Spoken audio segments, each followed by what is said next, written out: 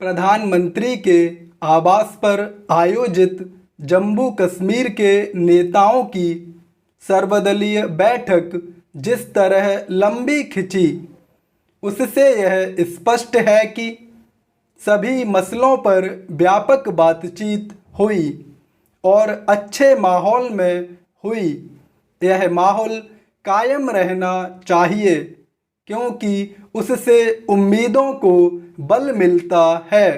सर्वदलीय बैठक में हुई बातचीत से यह भी संकेत मिला कि उसमें अनुच्छेद 370 और ऐसे ही मसले उठे अवश्य, लेकिन उन पर अधिक ध्यान केंद्रित नहीं किया गया। इसका कारण भी स्पष्ट है। अनुच्छेद 370 का मामला सर्वोच्च न्यायालय के समक्ष विचाराधीन है और उसका फैसला आने के पहले उस पर चर्चा का कोई लाभ नहीं।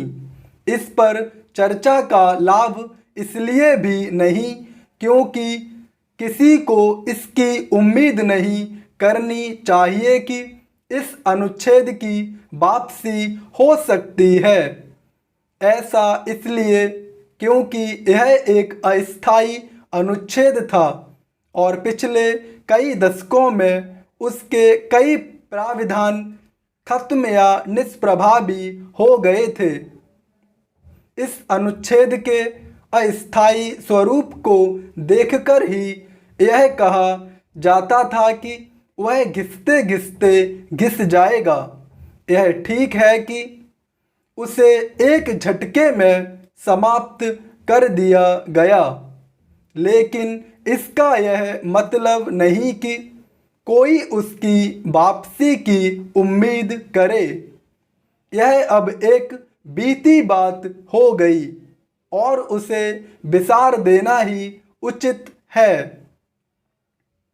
सर्वदलीय बैठक में जम्मू कश्मीर के विकास पर और अधिक ध्यान देने तथा उसकी समस्याओं का तेजी से समाधान करने के साथ उसके पूर्ण राज्य के दर्जे को बहाल करने एवं चुनाव कराने की मांग उठनी स्वाभाविक ही थी।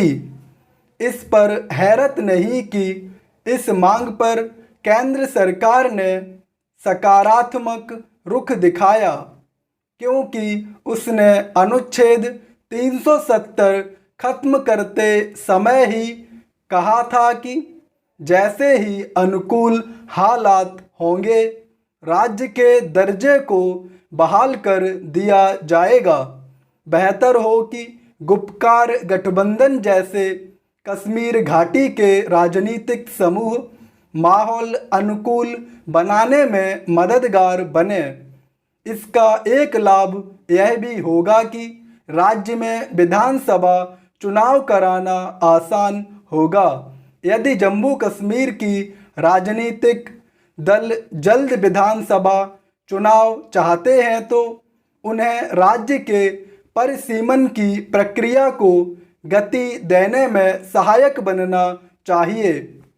निसंदेह परिसीमन आयोग के लिए भी यह आवश्यक है कि वह अपना काम जल्द खत्म करे ताकि जम्मू कश्मीर में चुनाव कराने का रास्ता साफ हो सके।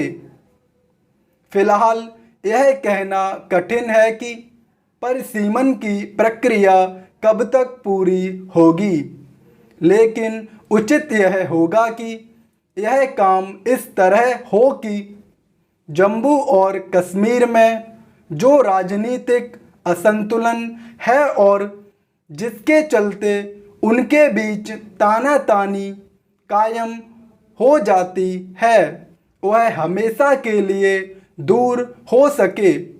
इसका कोई औचित्य नहीं कि अधिक क्षेत्रफल और आबादी के बाद भी जम्मू क्षेत्र की विधानसभा सीटें कम हों।